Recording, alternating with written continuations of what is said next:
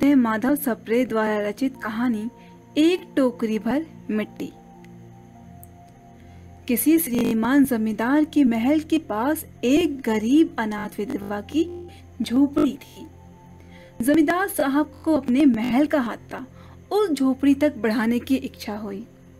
विधवा से बहुतेरा कहा कि अपनी झोपड़ी हटा ले, पर वह तो कई जमाने से वहीं बसी थी।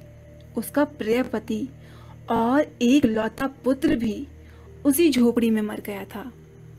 पतोहू भी एक 5 वर्ष की कन्या को छोड़कर चल बसी थी। अब यही उसकी पोती इस वृद्ध काल में एकमात्र आधार थी। जब उसे अपने पूर्व स्थिति की याद आ जाती तो मारे दुख के फूट फूट के रोने लगती थी। और जब से उसने अपने श्रीमान पड़ोसी की इच्छा का हाल सुना, तब से वह मृतप्राय हो गई थी। उस झोपड़ी में उसका मन लग गया था कि बिना मरे वहां से वह निकलना नहीं चाहती थी। श्रीमान के सब प्रयत्न निष्फल हुए। तब वे अपनी जिम्मेदारी चाल चलने लगे।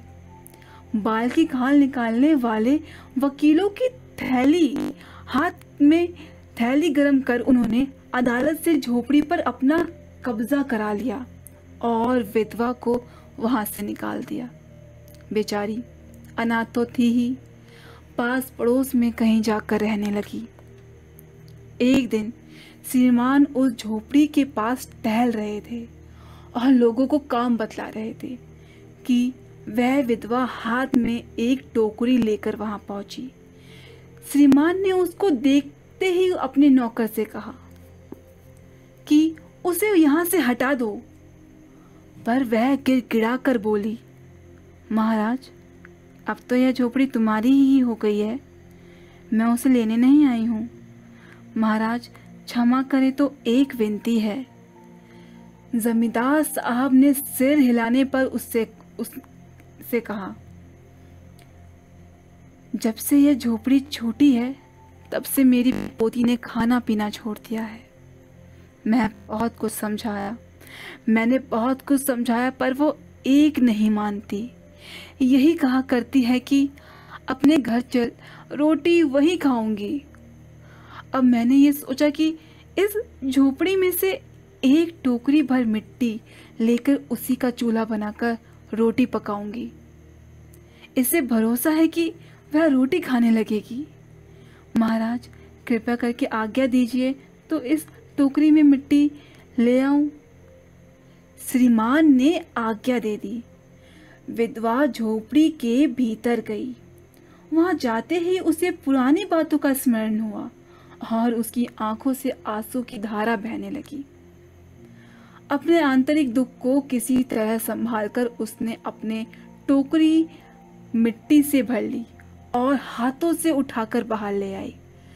फिर हाथ जोड़कर श्रीमान से प्रार्थना करने लगी, महाराज कृपया करके इस टोकरी को जरा हाथ लगाइए। और पैरों पे गिरने लगी और उनके मन में कुछ दया आ गई।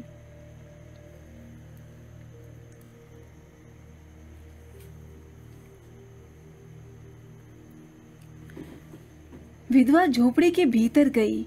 वहां जाते ही उसने पुरानी बातों का स्मरण हुआ और उसकी आंखों से आंसू की धारा बहने लगी। अपने आंतरिक दुख को किसी तरह संभालकर उसने अपनी टोकरी मिट्टी से भर ली और हाथों से उठाकर बाहर ले आई। फिर हाथ जोड़कर श्रीमान से प्रार्थना करने लगी, महाराज कृपया करके इस टोकरी को जरा हाथ लगाइए, जिससे मैं उसे अपने सिर पर धर लूं। जमींदार साहब पहले तो बहुत नाराज हुए, पर जब वह बार बार हाथ जोड़ने लगी और पैरों पर गिरने लगी तो उसके मन में कुछ दया आ गई। किसी नौकर से ना कहकर आप ही स्वयं टोकरी उठाने आगे बढ़े। यूं ही टोकरी को हाथ लगाकर उसने उठाने लगे, त्यों ही देखा कि यह काम उनकी शक्ति से बाहर है। फिर तो उन्होंने अपनी सारी ताकत लगाकर टोकरी को उठाना चाहा, पर जिस स्थान पर टोकरी रखी थी वहां से वह एक हाथ भी ऊंची ना उठी और वह लज्जित होकर कहने लगे, नहीं नहीं, यह टोकरी हमसे ना उठाई जाएगी। यह सुनकर विधवा ने कहा, महाराज नाराज ना हो, आपसे एक टोकरी भर मिट्टी नहीं उठाई जाती है और इस झोपड़ी में तो हजारों टोकरियां मिट्टी पड़ी हैं, उसका भार आप जन्म भर क्यों उठा पाएंगे? आप ही इस बात पर विचार कीजिए।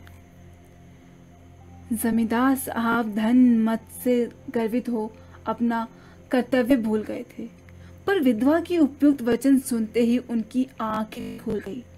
कृतकर्म का पश्चाताप कर उन्होंने विधवा से क्षमा मांगी और उसकी झोपड़ी वापस दे दी। तो ये थी कहानी एक टोकरी भर मिट्टी, माधव सप्रे द्वारा रचित।